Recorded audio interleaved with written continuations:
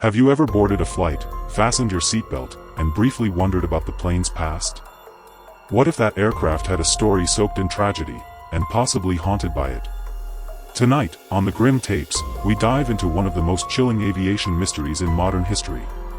It's not just about a crash. It's about what happened after.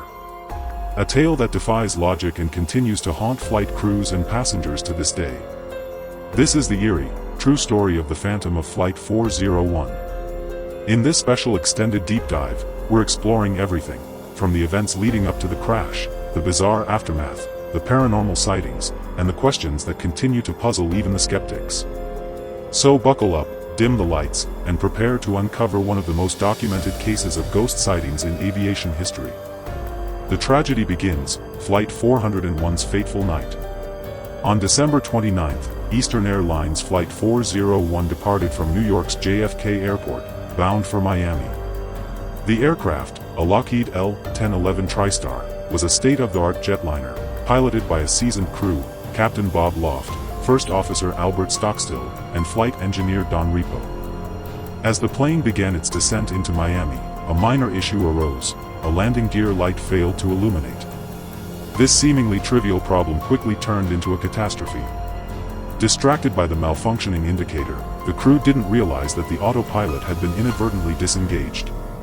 While they focused on the light, the plane slowly descended into the Florida Everglades. Flight 401 crashed in the darkness of the swamp, claiming over 100 lives. But from the wreckage of that devastating night, something strange began to emerge, something that would cement this flight in the annals of the unexplained. Salvaged parts, a haunting theory. Eastern Airlines, in an effort to recover from the loss, salvaged usable parts from the wreckage of Flight 401. These parts were reinstalled in other aircraft within their fleet, mainly other L-1011 jets. While this seemed like an efficient move, it marked the beginning of an unsettling chain of events. Soon after, strange reports began to surface. Flight crews and passengers started witnessing apparitions on board aircraft that contained parts from Flight 401. The most frequently reported figures? None other than the deceased crew members, Captain Loft and Engineer Repo. These weren't vague sightings. Witnesses consistently described the same individuals, even providing names, without having known them personally.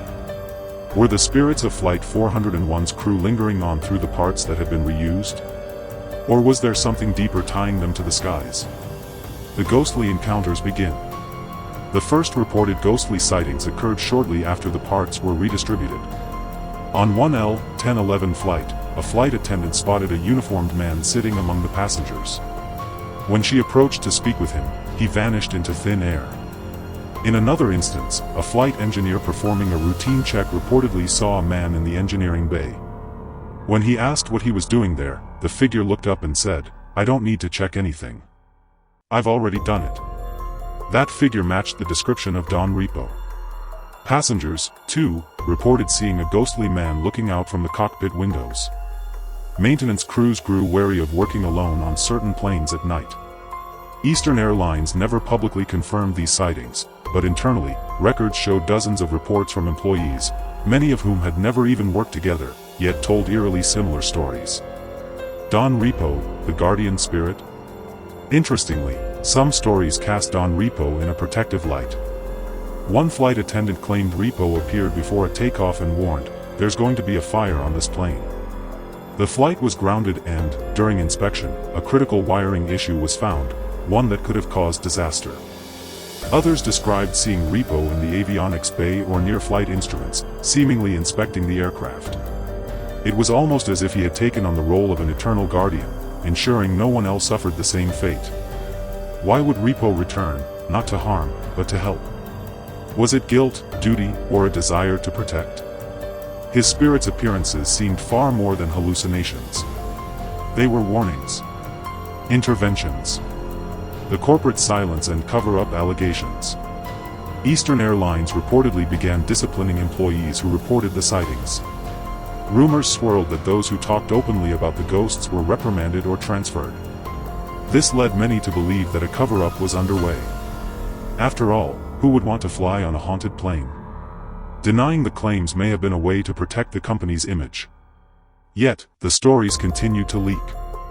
Entire flight crews submitted reports. In one case, a plane was grounded because the crew refused to fly with a ghost on board. Why suppress something so consistently reported? And why did those who reported it face such swift backlash? The skeptic's viewpoint.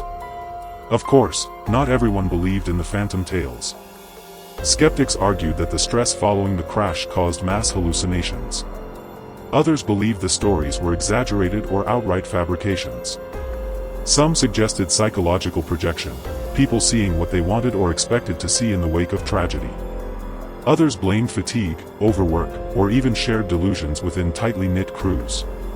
But that still didn't explain why the descriptions were so consistent, or why these visions only occurred on aircraft with salvaged parts from Flight 401. Even skeptics found it hard to dismiss all the reports outright. Cultural impact and paranormal legacy. The Phantom of Flight 401 became a pop culture legend. Books were written, including one by John G. Fuller, which documented first-hand testimonies of the hauntings. A made-for-TV movie further immortalized the tale. The story sparked debate among believers and skeptics alike, and it became one of the most famous ghost stories in the aviation world. Pilots, engineers, and flight attendants from around the globe became familiar with the legend of Flight 401. And even decades later, discussions about ghosts in aviation often begin with one name: Flight 401. Eastern's final decision. Eventually, Eastern Airlines quietly removed the salvaged parts from their aircraft. Whether they did so due to mechanical concerns or to eliminate the supernatural reports, they never clarified. Interestingly, once the parts were removed, the sightings reportedly ceased. Flights no longer carried spectral passengers. The haunting seemed to end with the removal of the parts, cementing in the minds of many that the ghosts had indeed been tied to the physical remnants of the doomed flight. Psychological and spiritual interpretations. The Flight 401 case raises questions beyond ghosts. Is it possible that trauma, especially when shared by a community, leaves behind an energy imprint? Can human consciousness persist through tragedy? Some spiritual experts believe that the spirits of Loft and Repo returned not out of malice, but from a sense of duty.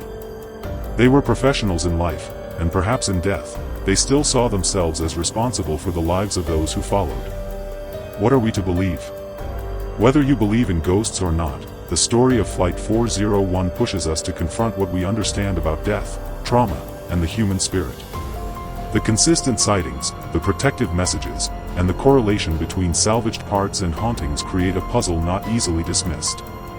Maybe Flight 401 wasn't just a crash, it was a doorway. And perhaps some doors, once opened, never truly close.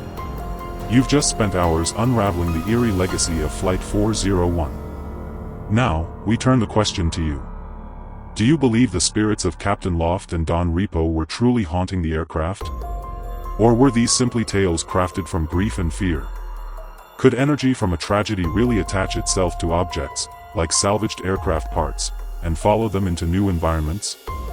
And more importantly, if you boarded a plane today and saw a stranger sitting silently in uniform, would you look again? Let us know your thoughts in the comments. Do you believe in haunted skies? Have you ever experienced something paranormal on a flight? If you enjoyed this deep dive, don't forget to like the video, subscribe to the Grim Tapes, and hit the notification bell so you never miss another chilling tale. Share this video with fellow mystery lovers, and help us keep the spirit of curiosity alive.